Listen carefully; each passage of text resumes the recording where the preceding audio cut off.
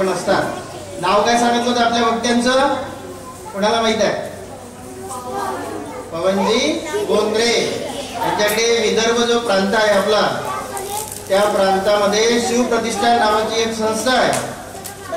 शिवाजी महाराजांविषयी माहिती प्रसार करणे हे काम आहे आणि त्या संस्थेचे ते सहसंयोजक म्हणून त्यांच्याकडे दायित्व आहे. आणि भालेराव मध्ये शिकत असताना ते माझे ज्युनियर होते. तेव्हा मी भाषण द्यायचो, तेव्हा ते ऐकत होते. आता ते भाषण देत आहे, आता आम्ही ऐकत होतो. तर आणि कुठे राहतात मी सांगितलं होतं तुम्हाला. कोणता तालुका? पार्श्वनी. गावाचं नाव दहेगाव जोशी. कोणतं गाव?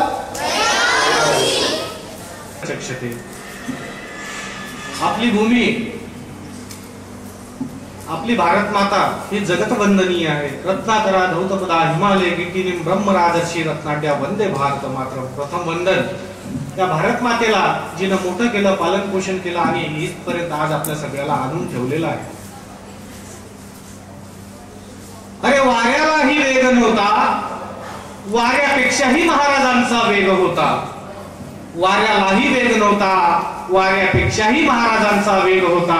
माझा राजा लाखात नव्हे, करोडात नव्हे, या तालुक्यात नव्हे, या जिल्ह्यात नव्हे, या देशात नव्हे, तर जगात वंदनीय होता, जगात वंदनीय होता. म्हणून प्रथम उजरा छत्रपती शिवरायांना.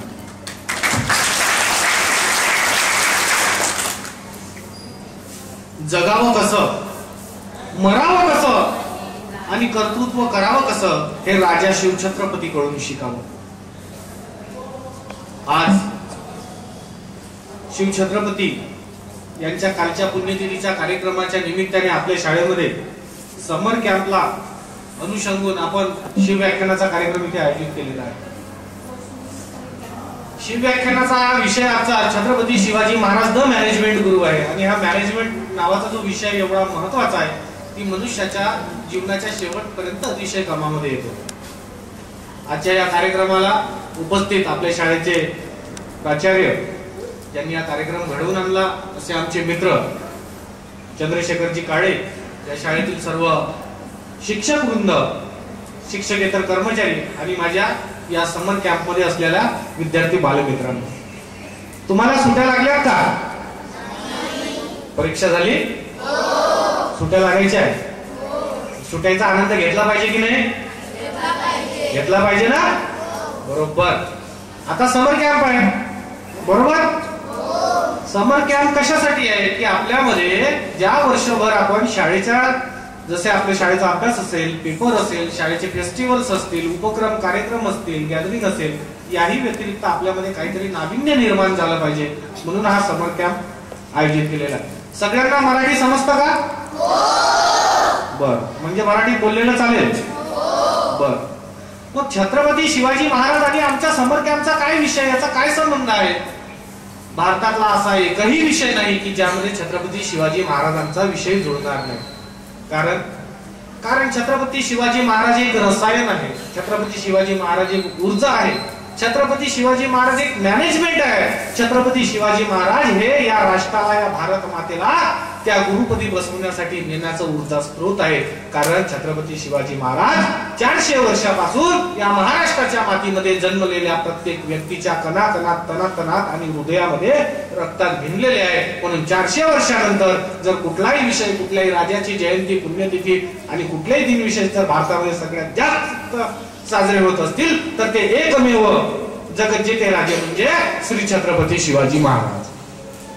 असे राजे या पृथ्वीवर जन्माला यावे आणि त्या पृथ्वीवरील महाराष्ट्र भूभागी आपण जन्माला यावं, हे आपलं मोठं अहोभाग्य आहे. वसुदैव कुटुंबकम आता विश्वात्मके देवे सेवा परमो धर्म हा सांगणारा आमचा देश आहे. मग आमच्या देशामध्ये अनेक राजे जन्माला आले, पण छत्रपती शिवरायांचंच नाव आपण का बरं घेतलं जाते, त्याचं काय कारण आहे? यामागे मोठा इतिहास आहे. आता काही दिवसा अगोदर छावा चित्रपट रिलीज झाला, तुम्ही पाहिला का? किती लोकांनी छावा चित्रपट पाहिला? मग ज्यांनी पाहिला नाही त्यांनी छावा पाहिला पाहिजे.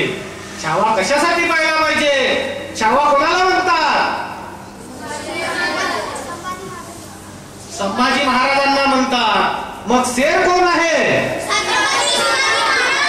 मग जेव्हा छावा असा होता तर शेर कसा असेल म्हणून जाणून घेण्यासाठी आजचा दिवस म्हणजे छत्रपती शिवाजी महाराज आहे.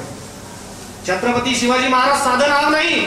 आपला देश इतिहासाची गौरवशाली परंपरा सांगणारा देश आहे. आपल्या इतिहासामध्ये समुद्रगुप्त, चंद्रगुप्त, सम्राट अशोक असे अनेक राजे होऊन गेलेले आहेत.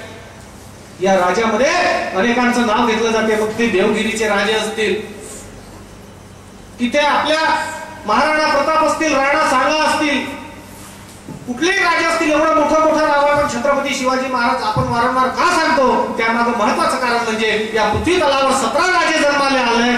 आईच्या पोटून 17 राजे जे मोठे झाले त्याच्यापैकी 16 राजे आईच्या पोटून जन्माले आले आणि एकमेव राजा छत्रपती शिवाजी महाराज जो जनतेतून लोकांसाठी, लोकांकरिता आणि लोकांमधूनच आणि लोकसेवेसाठी निर्माण झाले. म्हणून छत्रपती शिवाजी महाराज आजही 400 वर्षानंतर आमच्या हृदयामध्ये जसं तसे जिवंत आहे. मग ह्या राजाला जन्म काय घ्यावा लागला? त्याचं कारण म्हणजे आमचा देश ही महाभारताची, रामायणाची परंपरा सांगणारा देश आहे. हे गौरवशाली इतिहासाची परंपरा सांगणारा, रक्तरंजित इतिहासाची परंपरा सांगणारा. हा झगडा भांडण्याचा देश नव्हता. कधीच लक्षात घ्या. जहां ढाल डाल पर सोने की चिड़िया करती है बसेरा, वह भारत देश आहे मेरा, वह भारत देश आहे मेरा, असा आमचा देश होता. अतिथी देवो भव, आलेल्या प्रत्येकाला पाणी देणं, जेवण देणं, मुक्कामाची व्यवस्था करणं ही आमची संस्कृती सांगत होती.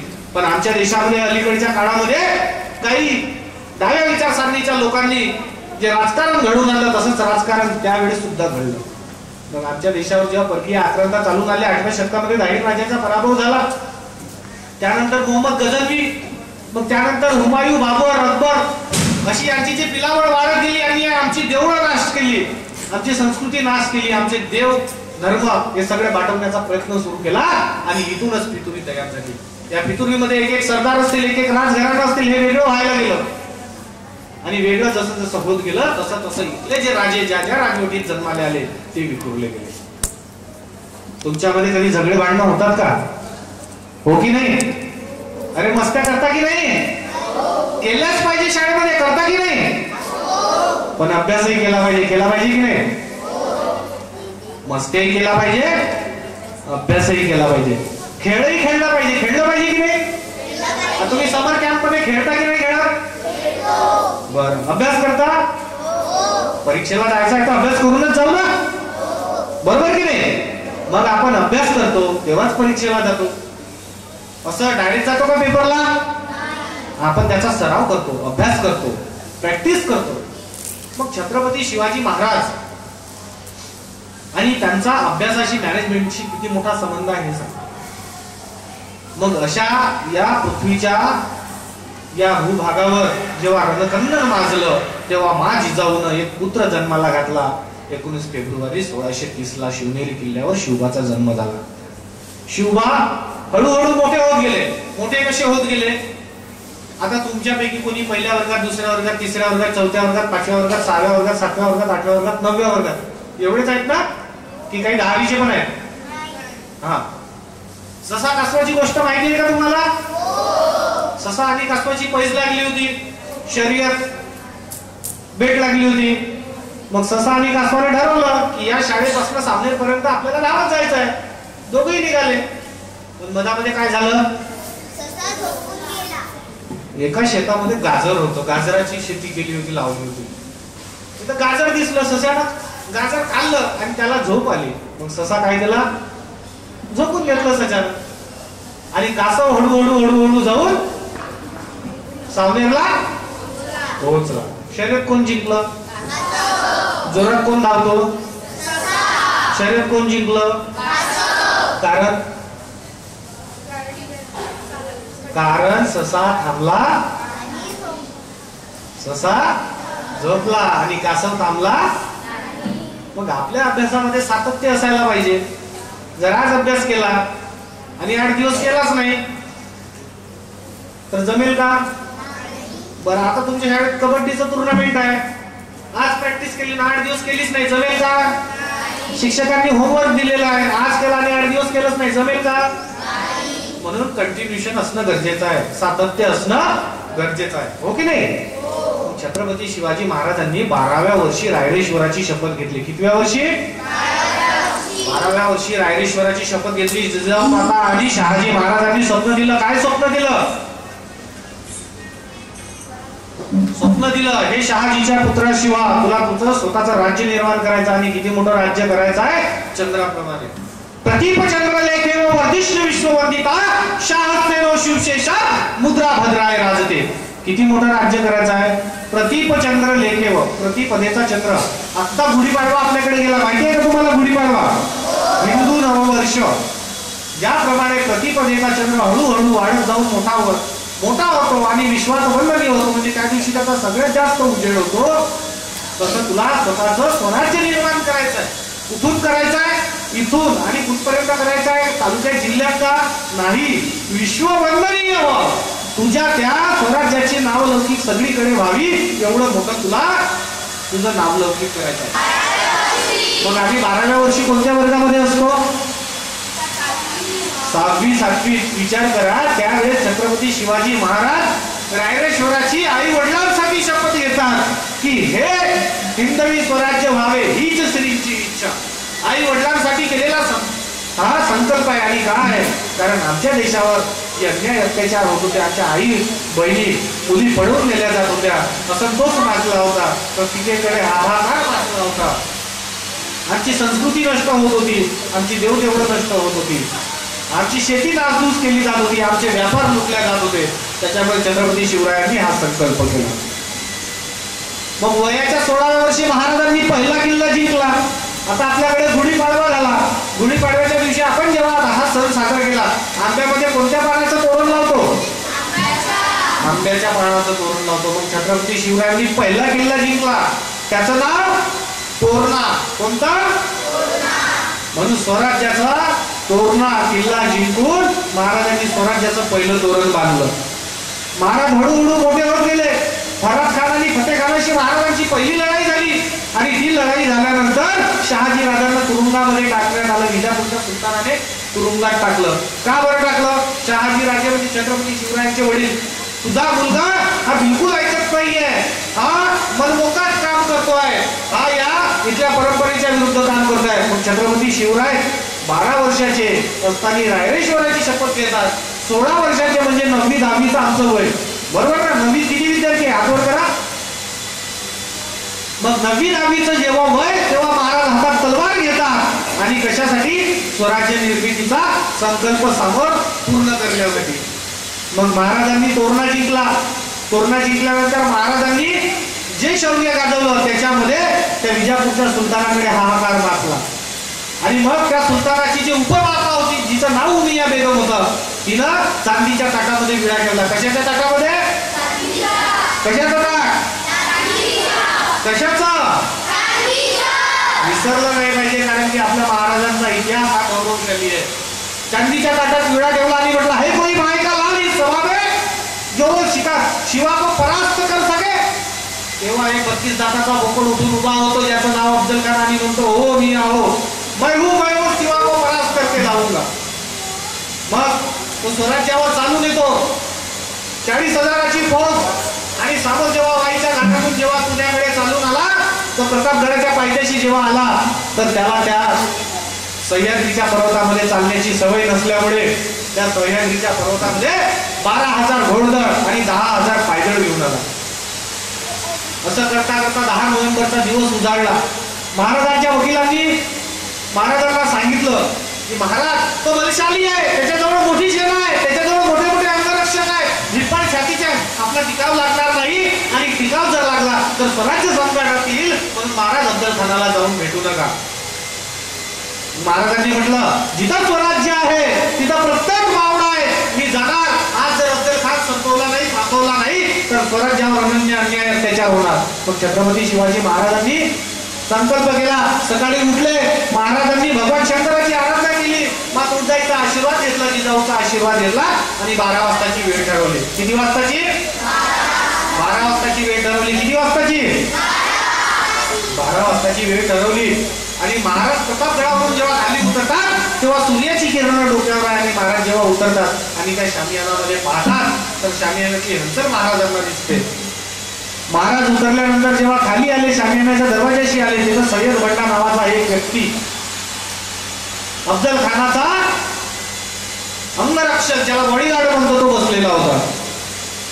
म्हणजे बाजूला अफजल खान आणि त्याच्या बाजूला बसला होता. आणि जसे महाराज आत यावे तसाच तो सय्यद बंडा उठून उभा झाला आणि महाराजांनी डाव घेतला आणि महाराजांनी म्हटलं की जोपर्यंत हा सय्यद बंडा बाहेर जाणार नाही तोपर्यंत मी आतमध्ये येणार नाही. अफजल खानाला निरोप पाठवला गेला.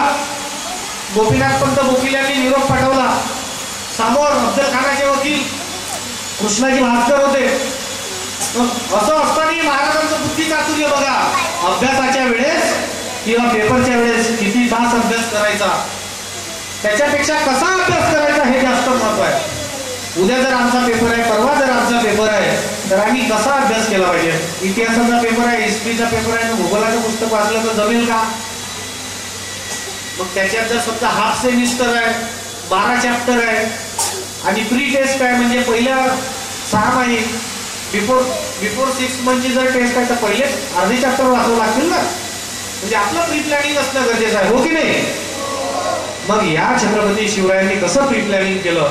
अगोदर सांगितलं की जोपर्यंत सय्यद बंडा जात नाही तोपर्यंत मी येत नाही. मग तो मनाशी खुश झाला आणि अफजल खान म्हणतो क्या शिवा है जो खुद को शेर शेर कहता है, ये तो वो सय्यद बंडा से डरते हैं. पण त्या महाराजांचं बुद्धी चातुर्य होतं.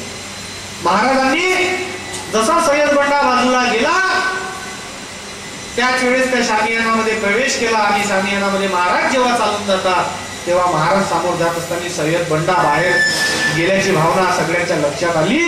तेव्हा अफजल खान उठून उभा होतो, महाराजांकडे येतो आणि दोन्ही हात समोर करतो आणि म्हणतो आओ शिवा आओ मेरे गले लग जाओ, अच्छा तो वो दक्कन का शेर जिसे कहते हैं वो तू ही है. असं म्हणत म्हणत अफजल खान समोर सरकायला लागला. महाराज 5-5.5 फूट उंचीचे गौर वर्णाचे मस्तकावर लावलेला शंकरासारखा टिळा, शंकराच्या गळ्यात असते अशा रुद्राक्षाच्या माळा, शोभिवंत रूप, चिरेटोप घातलेला, अंगावर पांढरा अंगरखा परिधान केलेला असे मस्त दिसणारे शोभिवंत छत्रपती शिवाजी महाराजांनी समोर तो 32 दाताचा बोकड, 1.5 चेहरा, बोकडासारखी वाढलेली दाढी आणि दुप्पट अशी छाती, तो महाराजांना आव्हान करतो, आओ आओ शिवा आओ मेरे गले लग जाओ. तेव्हा महाराजांनी त्याचा बेत ओळखला. महाराज समोर चालून जातात, महाराज चालून जातात. अफजल खान इकडे तिकडे न पाहता महाराजांच्या मानेवरून हात टाकतो आणि छत्रपती शिवरायांना दाबण्याचा प्रयत्न करतो. महाराजांनी लगेच त्याचा बेत ओळखला. महाराजांच्या पाठीवर जो अंगरखा घातला होता त्या अंगरख्यातून आवाज यायला लागला, चल चल चल. अफजल खानाला कट्यार बसली, महाराजांच्या पाठीत घातली, पण महाराजांनी चिलखत घातलं होतं, ज्याला बुलेट प्रूफ जॅकेट म्हणतात, म्हणून महाराज वाचले.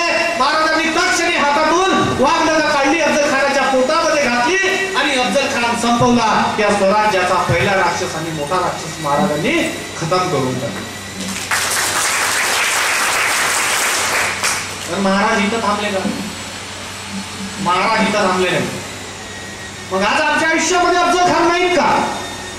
आमच्यामध्ये अफजल खान आहेत का? पण आम्हाला दिसत नाही. आमच्यामध्ये कुठे अफजल खान आहे? मोबाईल किती लोक वापरतात? बरं, किती लोकांना मोबाईल समजत नाही ते हात वर करा म्हणजे माझ्या लक्षात येईल. किती लोकांना मोबाईल, इथं खाली बसलेले सगळे मला सगळे दिसत आहेत, किती लोकांना मोबाईल समजत नाही? सगळ्यांना समजते ना? पण किती वेळ वापरता? 2 तास. बापा बापा, 1 तास. अभ्यास किती तास करता? 1 तास अभ्यास, 1 तास मोबाईल, 1 तास टीव्ही, शाळा 8 तास. आमचं समीकरण कुठे जुळेल? छत्रपती शिवाजी महाराज द मॅनेजमेंट गुरु कुठं असेल? मग हा अफजल खान आम्हाला संपवावा लागेल. आमच्या समोर अफजल खान कुठे आहे? ते टीव्हीतल्या कार्टून मध्ये आहे. आमच्याकडे अफजल खान कुठे आहे? त्या मोबाईल मध्ये आहे. हा अफजल खान आम्हाला संपवावा लागेल. मग आमची जर शरीर यष्टी चांगली करायची, आमची बुद्धमत्ता चांगली वाढवायची आहे आणि आम्हाला जर सतत विवेक बुद्धीने जीवन जगायचं आहे तर आम्हाला शिक्षणाचा गुरुमंत्र घ्यावा लागेल. शिक्षणाचा गुरुमंत्र कसा घ्यावा लागेल? महाराजांनी अफजल खानाला संपवल्यानंतर महाराज थांबले का? नाही. महाराज पुन्हा चालून गेले आणि महाराजांनी वाईचा भाग संपूर्ण जिंकून घेतला. त्या भागातील किल्ले जिंकून घेतले. 250 किलोमीटरचा प्रदेश स्वराज्याच्या ताब्यामध्ये घेतला आणि महाराजांनी आपल्या स्वराज्याचा विस्तार केला. जर महाराजांनी म्हटलं असतं की आता विषय संपला, अफजल खान संपला, आता आम्ही थांबत नाही, पण जमलं असतं का? नाही जमलं. मग मला सांगा, आमच्या आता उन्हाळ्याच्या सुट्ट्या लागल्या तर आमच्या सुट्ट्यांचं काय नियोजन पाहिजे? उन्हाळ्याच्या सुट्ट्या संपल्या तर उन्हाळ्याच्या सुट्ट्यांचं काय नियोजन पाहिजे? कुठेतरी फिरायला जाणे, MSc करणे, नवीन कोर्स शिकणे, नवीन पुस्तकं वाचणे, नवीन मित्र जोडणे, नातेवाईकांच्या गावाला जाणे, या सगळ्या गोष्टी पाहिजे की नाही? हो की नाही? आवाज कमी यायला लागला, जेवण नाही झालं वाटतं. होईल होईल. मग आता जेव्हा महाराज आपल्या स्वराज्यासाठी महाराजांनी एवढं मोठं केलं, तर आपल्या शाळेसाठी, आपल्या स्वतःसाठी आणि आपण आपल्या गावासाठी, आपल्या आई वडिलांसाठी काय केलं पाहिजे हे सुद्धा महत्वाचं आहे. म्हणून कुठली गोष्ट जर कासवासारखी जर गोष्ट करायची असेल तर त्यामध्ये सातत्य पाहिजे, कंटिन्युएशन पाहिजे की नाही पाहिजे? संयम छत्रपती शिवाजी महाराजांनी अफजल खानाला फाडला तेव्हा संयम दाखवला. महाराज म्हटले असते की मी लगेच तलवार घेऊन त्याला हलवायला जातो, तर अफजल खान संपला असता का? संयम पाहिजे, सातत्य पाहिजे आणि शांतता पाहिजे. काय पाहिजे? समोर किती मोठं संकट असलं तरी डोक्यामध्ये शांतता पाहिजे आणि शांत चित्ताने विचार केला पाहिजे, तर ती गोष्ट आपली पूर्ण होऊ शकते. मग आपली परीक्षा वर्षातून एकदा होते, बोर्डाची परीक्षा होते ना, आणि आपल्या शाळेच्या परीक्षा 6 महिन्या 12 महिन्यातून 2दा होते. तर या अभ्यासासाठी आपल्याला आपलं डोकं शांत ठेवून, अभ्यासामध्ये सातत्य ठेवून, संयम ठेवला पाहिजे. तेव्हाच वर्षभरानंतर निकाल लागतो की नाही लागत? बरोबर. मग अभ्यास किती तास करायचा? किती तास? किती तास? मला ऐकूच नाही आलं. अभ्यास किती तास करायचा? आता आवाजाला सावनेपर्यंत पोहोचला, नागपूर पर्यंत शेवटचा आवाज गेला पाहिजे. अभ्यास किती तास करायचा? मग अभ्यास जर करायचा तर आपण खेळही खेळलं पाहिजे. खेळ खेळलं पाहिजे की नाही? मग खेळ किती तास खेळायला पाहिजे? 1 तास. बरोबर. टाळ्या वाजल्या तुमच्यासाठी. बरं, 3 तास अभ्यास, 1 तास खेळ, मग अजून शाळा किती तास? 8 तास. ठीक. 4 म्हणजे तुमचा येण्या जाण्याचा वेळ शाळेमध्ये, जेवणाचा वेळ, घरचा वेळ, कमवून घेतला 8 तास. मग 4 आणि 8 किती झाले? 4+1 किती झाले? 12. 12 तास झाले. किती झाले? मग झोप किती वेळ घ्यायची? 12 आणि 8 किती झाले? 12 आणि 8 20. बरं, मग तुम्हाला टीव्ही आणि मोबाईल आवडते, मी थोडं विसरूनच गेलो होतो. बरोबर ना? मग मोबाईल किती वेळ पाहायचा? असं कुठे लिहिलं 1 तास पाहायचा? आपण जर जास्त मोबाईल पाहिला तर आपल्या डोळ्यावर आणि या रेटिनावर परिणाम पडतो. आणि जे मोबाईलचे रेडिएशन निघतात, तुम्हाला माहिती आहे वेव्स रेडिएशन, ते आपल्या हृदयाला आणि या मेंदूला खूप घातक असतात. तर त्याच्यामुळे या वयात आपण मोबाईल जर शाळेतून मोबाईलवर होमवर्क दिलेला नसेल, त्या व्यतिरिक्त फक्त 20 मिनिटं पाहायचा. किती? मग आजपासून 20-20 मिनिटं कोण मोबाईल पाहिजे ते सगळे हातवर करा. मी याच्यावर मोबाईल पाहणार नाही, मला चष्मा लागला नाही पाहिजे. मग तुम्ही तिकडे काय पाहणार? 1 तासच पाहणार का? शाळेचा अभ्यास दिला तर तो मोबाईलवर करायचा आहे. चांगले हातवर करा. ज्यांना हात आहे तेच हातवर करा. आपल्याला स्वतःशी इमानदारीनं वागायचं आहे, दुसऱ्याशी नाही. किती वेळ मोबाईल पाहायचा? जर आता हात खाली करा. जर याच्यामध्ये अभ्यासा व्यतिरिक्त आणि अभ्यासाच्या इत्याभूत जर काही माहिती पाहिजे असेल तर मोबाईल वापरला पाहिजे. त्याच्यामध्ये तुमच्या शाळेच्या झूम मीटिंग असतील, अभ्यास असेल, युट्यूबवरचं काही महत्वाची माहिती पाहायची असेल, मग पाहायचं म्हणून काय पाहायचं? दिवसभर रील्स पाहायच्या का? दिवसभर फेसबुक पाहायचं का? दिवसभर इंस्टा पाहायचं का? काढला फोटो आणि केला अपलोड. कुठल्या फोटो काढल्या पाहिजे, कुठल्या अपलोड केल्या पाहिजे, कधी केल्या पाहिजे, याला एक मर्यादा असते. टीव्ही किती वेळ पाहायची? किती वेळ? अर्ध्या तासाच्या वर टीव्ही पाहायची नाही. किती? अर्ध्या तासाच्या वर टीव्ही पाहायची. मग या सगळ्या गोष्टी होत असताना शेवटचा आपला एक विषय येते. आता किती तास झाले? अर्धा तास 20 मिनिट. पुन्हा मी तुम्हाला 10 मिनिट देऊन टाकले, म्हणजे 1 तास टीव्ही प्लस मोबाईल. आता किती तास झाले? किती तास झाले? मग आता अजून 1 तास कशासाठी पाहिजे? आवाज जर तुमचं मोबाईलवर जर काही अभ्यासाचं वर्क असेल तर ते. आता किती तास झाले? मग उरलेल्या 2 तासाचं काय करायचं? उरलेल्या 2 तासाचं काय करायचं? अरे वा, आता टाइमपास म्हणजे नेमका काय करायचा? खेळले ना तुम्ही, 1 तास दिला ना, अभ्यासासाठी 3 तास दिले, टीव्ही पाहिली, मोबाईलही पाहिला, अजून 1 तास जास्त मोबाईल साठी दिला, 8 तासाची झोपही झाली, शाळाही झाली. अभ्यास झाला ना 3 तास, किती करणार? हा, 1 तासामध्ये होमवर्क प्लस रायटिंग करायचं. काय करायचं? 3 तास फक्त रिडिंगला द्यायचे, लक्षात घ्या. मग आता किती तास झाले? 23 तास. मग आता राहिलेला किती तास? आता 1 तास मी सांगतो तुम्हाला काय करायचं आणि ते तुम्ही आवर्जून केलं पाहिजे. ते जर तुम्ही केलं तर भविष्यात तुम्ही खूप मोठे व्हाल. ऐकणार सगळं माझं? या 1 तासामध्ये आपल्या अंगामध्ये जे कलागुण असतील, कोणाला गायन चांगलं येतं, नृत्य चांगलं येतं, भाषण चांगलं येतं, वादन चांगलं येतं, कोणत्या आर्ट्स ड्रॉइंग चांगलं येतं, आपली कला या 1 तासामध्ये जोपासण्याचा प्रयत्न केला पाहिजे. आणि ही कला, मानवाची कला जर मानवाला टिकवता आली तर ती मरतपर्यंत, शेवटपर्यंत त्याच्या सोबत असते आणि त्याला ती कधीही उपाशी मरू देत नाही. म्हणून ही कला जोपासली पाहिजे. मग जोपासाल की नाही? चला आता कोणाच्या लक्षात आहे तर एकदा रिवाइंड घेऊया. अभ्यास किती तास? 3 तास. त्याच्यानंतरचा 1 तास काय होता? किती तास झाले? 4 तास. झोप? 8 तास. किती तास झाले? 12 तास. जेवण? 1 तास. आता अगोदरच दिला होता. 8 तास अजून कशाचे होते? शाळेचे. किती तास झाले? 20 तास झाले. 1 तास कशाचा? आणखी 1 तास कशाचा? मोबाईल अभ्यास. अजून 1 तास कशाचा? होमवर्क. आणि शेवटचा 1 तास? आता हा टाइम टेबल तुम्ही सर्व लोक फॉलो कराल? मग उन्हाळ्याच्या सुट्ट्यामध्ये तर शाळा राहत नाही, मग हे 8 तास कुठं घालवायचे?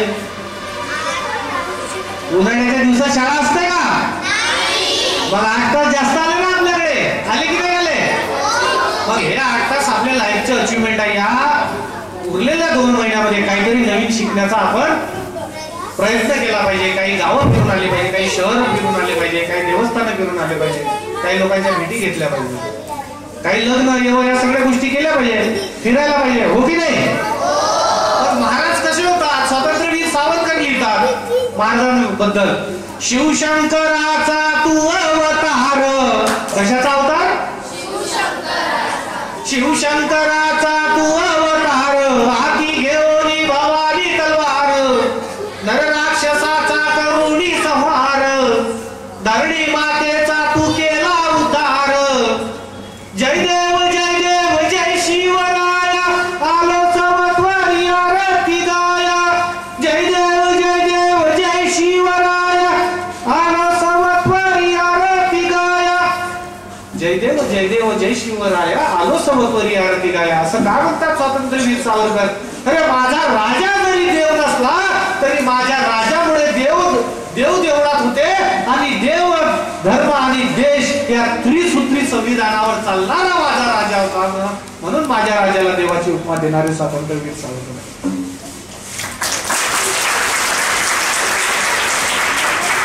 कवी भूषण लिहितात, इंद्रजीवी जुंबपर बाळव सुदांबपर रावण सदांबपर रघुकुल राज.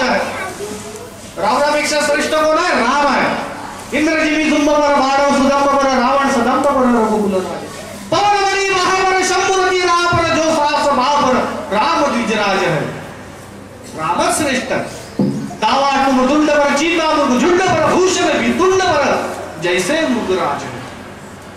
तेज तब हंस पर कामजिनी कंस पर क्यो मेच हंस पर, क्यो मेच हंस पर शेर शिवराज है. जय भवानी. माझा राजा कसा आहे? शेर शिवराज आहे. असं आमच्या राजाचं इतिहासामध्ये वर्णन आहे, 400 वर्षापूर्वी केलेलं आहे. आणि यामुळे आज प्रत्येकाच्या हृदयामध्ये आमचा राजा जिवंत आहे. राजाविषयी जर जेवढं बोलायचं झालं तेवढं कमी आहे. तुमचा समर कॅम्प अतिशय महत्वाचा आहे. याच्यामध्ये जेवढ्या गोष्टी शिकता येईल तेवढे शिकून घ्या. आपण जेवढे लोक इथं आहोत हे भाग्यवंत आहोत, म्हणूनच आपण या कॅम्प मध्ये आहोत. आपण अजून भाग्यवंत आहोत, आपण महाराष्ट्रात जन्माला आहोत. आपण अजून भाग्यवंत आहोत की आपण साधू संतांच्या ऋषीमुनीच्या या पावन महाराष्ट्र देशी, या मराठी भाषिक रूपी आणि या छत्रपती शिवरायांच्या महाराष्ट्रात जन्माला आलो. किती भाग्यवंत आहोत. मग आमचं नाव हे कीर्तिवंत व्हायला पाहिजे. तर आमचं नाव कुठून कीर्तिवंत होईल? हे अभ्यासातून होईल, हे आई वडिलांचं ऐकून, शिक्षकांचं ऐकून होईल. आणि यातूनच जर आपलं नाव मोठं झालं तर आपल्या नावामध्ये आई वडिलांचं नाव, शाळेचं नाव, आपल्या परिवाराचं नाव, गुरुजनांचं नाव, सगळ्यांचं नाव मोठं होणार. म्हणून इथून तुम्ही संकल्प घ्यायचा आहे. काय संकल्प घ्यायचा आहे? माझ्या जीवनातला मी वेळ कधीही वाया जाऊ देणार नाही. मी कधीही टाइमपास करणार नाही.